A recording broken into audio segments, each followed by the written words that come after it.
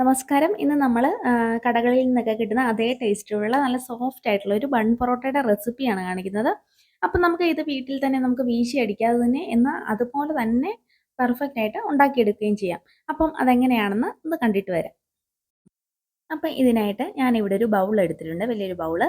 ഇതിലേക്ക് മൈദയാണ് ഇട്ട് കൊടുക്കുന്നത്. അപ്പം നമ്മുടെ 250 ml കപ്പിൽ 2 കപ്പ് മൈദയാണ് ഇട്ട് കൊടുക്കുന്നത്. അപ്പോൾ ഇങ്ങനെ കൃത്യമായിട്ട് അളവ് പാത്രം ഒന്നും വേണമെന്നില്ല. ഒരു അത്യാവശ്യം നിങ്ങളുടെ അളക്കുന്ന ഒരു ഗ്ലാസ്സൊക്കെ അങ്ങനത്തെ ആയാലും മതി.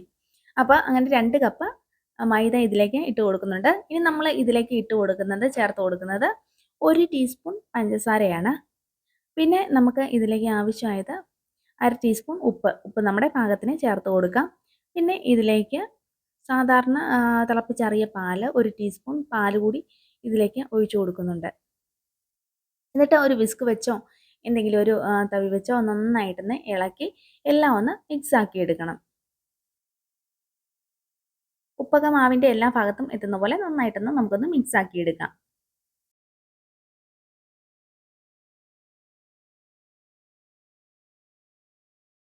ഇതൊന്ന് മിക്സ് ആക്കിയതിന് ശേഷം നമുക്ക് ഇനി ഇതിലേക്ക് ഒരു മുട്ട പൊട്ടിച്ച് സാധാരണ ഒരു മുട്ട പൊട്ടിച്ചത് ഇതിലേക്കൊന്ന് ഒഴിച്ചു കൊടുക്കണം. നമ്മുടെ പൊറോട്ടയ്ക്കൊക്കെ നല്ലൊരു മയമൊക്കെ കിട്ടും. അപ്പം എന്നിട്ട് ഇത് നന്നായിട്ട് കൈവച്ച് തന്നെ കുഴച്ച് നന്നായിട്ടൊന്ന് മിക്സ് ചെയ്തെടുക്കാം.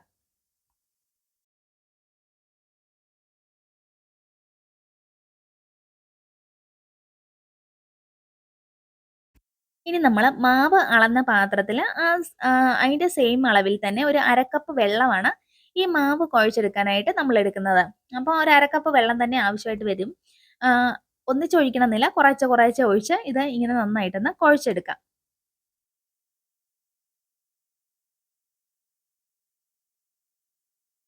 അപ്പോൾ 2 കപ്പ് മാവിന് ഒരു 1/2 കപ്പോളം വെള്ളം നമുക്കിവിടെ ആവശ്യമായിട്ട് വരും. അപ്പോൾ നന്നായിട്ട് കുഴച്ചെടുക്കാം. ഇങ്ങനെ കയ്യിലൊക്കെ ഒട്ടിപ്പിടിക്കുന്ന ഒരു രീതിയിൽ തന്നെയാണ് നമ്മുടെ മാവ് ഉണ്ടാവുക. അപ്പം ഇത് കുഴച്ച് വന്നു കഴിയുമ്പോൾ അത് ശരിയായിക്കോളും. അപ്പോൾ നന്നായിട്ട് കുഴച്ചെടുക്കണം.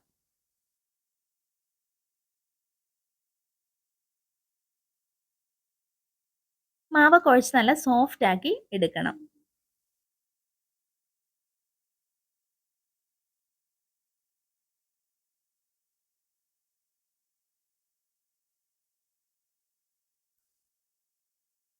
ഒരുപാട് വെള്ളം ഒഴിക്കരുത്. ഒരുപാട് വെള്ളം ഒഴിച്ചാൽ മാവ് കണ്ടമാനം ലൂസായി പോവും.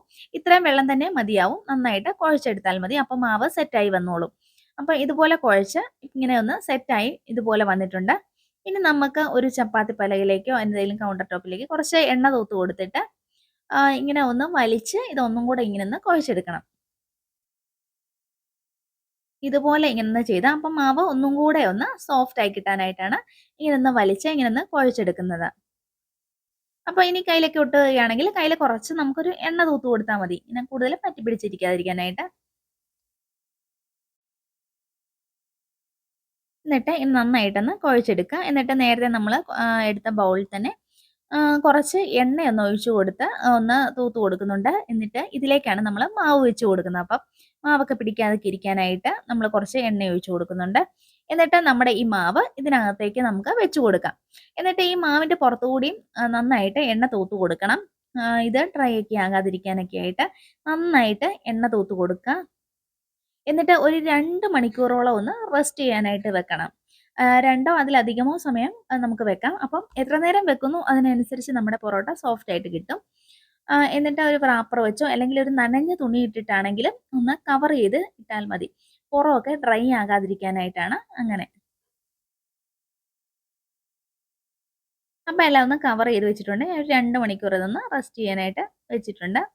അപ്പോൾ 2 മണിക്കൂർ കഴിഞ്ഞിട്ടുണ്ട്. അപ്പോൾ ഇതൊന്ന് എടുത്ത് നോക്കാം.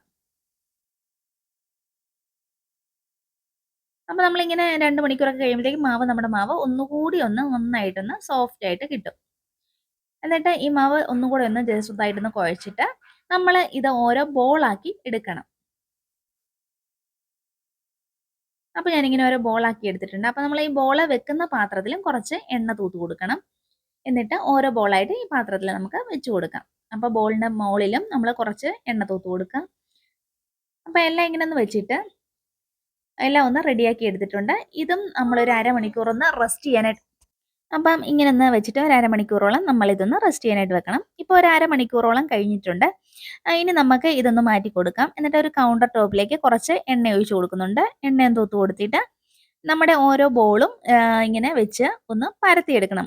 അതായത് നമ്മൾ വീശി അടിക്കുന്നതിന് പകരം കുറച്ച് എണ്ണ കയ്യിൽ ഒന്ന് തൂത്ത് കൊടുക്കുക. എന്നിട്ട് ഇങ്ങനെ പരത്തിയെടുക്കാം. കൈവച്ച് തന്നെ പതുക്കെ പതുക്കെ ഇങ്ങനെ കൂടുതൽ ബലം കൊടുക്കേണ്ട കാര്യമൊന്നുമില്ല. ഇങ്ങനെ പരത്തിയെടുത്താൽ മതി. അപ്പം നമ്മൾ വീശി അടിക്കുന്നതിന് പകരമായിട്ട് അതുപോലെ തന്നെ ഇങ്ങനെ കനം കുറച്ച് ഒന്ന് പരത്തിയെടുക്കുന്നു. വീശി അടിക്കുമ്പോഴാണല്ലോ ഇങ്ങനെ വരുന്നത്. അപ്പം നമ്മൾ വീശി അടിക്കുന്നതിന് പകരമായിട്ട് ഇങ്ങനെ ചെയ്തിട്ട് 2 ഭാഗവും അപ്പുറവും ഇപ്പുറവും മടക്കി എന്നിട്ട് ഇങ്ങനെ ഒന്ന് ചുരുട്ടിയെടുക്കണം. എന്നിട്ട് നടുഭാഗത്തു നിന്ന് താഴോട്ട് ചെറുതായിട്ട് ഇങ്ങനെ ഒന്ന് പ്രസ് ചെയ്ത് കൊടുക്കണം. അപ്പം ഈ ഒരു രീതിയിൽ കിട്ടും. എന്നിട്ട് ചെറുതായിട്ടൊന്ന് പ്രസ് ചെയ്ത് ഇതും ഒരു പാത്രത്തിലേക്ക് ഒന്ന് മാറ്റി വെക്കാം. അപ്പം എല്ലാം ഇങ്ങനെ റെഡിയാക്കിയിട്ടുണ്ട്.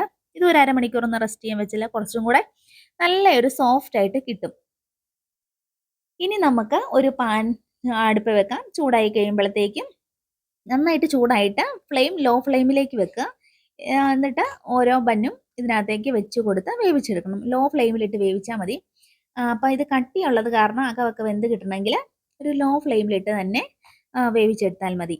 അപ്പോൾ ഒരു ഭാഗം മുരിഞ്ഞ് കഴിയുമ്പോൾ തിരിച്ചിട്ട് കൊടുത്ത് മറുഭാഗവും ഒന്ന് മുരിച്ചെടുക്കുക. അപ്പം ഇത് 2 ഭാഗവും മുരിഞ്ഞു കഴിഞ്ഞാൽ നമ്മൾ ഇതിങ്ങനെ ഒരു ചപ്പാത്തിപ്പലകയിലൊക്കെ എവിടെയെങ്കിലും വെച്ചിട്ട് ഇങ്ങനെ പൊറോട്ടയൊക്കെ അടിക്കുന്ന പോലെ പതുക്കെ ഇങ്ങനെ ഒന്ന് 2 കൈയും കൂട്ടി ഇങ്ങനെ ഒന്ന് അടിച്ചു കൊടുക്കുക. അപ്പം ആളാണ് ഇതൊന്നും കൂടെ സോഫ്റ്റ് ആവുകയും ഈ ഉള്ളിലുള്ള ലെയറൊക്കെ ഇങ്ങനെ വേർതിരിഞ്ഞ് ഒരു പൊറോട്ടയുടെ രീതിയിൽ അങ്ങനെ ഇതായിട്ട് കിട്ടത്തുള്ളൂ. അപ്പോൾ കയ്യിൽ ചെറുതായിട്ടൊന്ന് എണ്ണ തൂത്ത് കൊടുത്തിട്ട് ഇങ്ങനെ ഒന്ന് അടിച്ചു കൊടുത്താൽ മതി.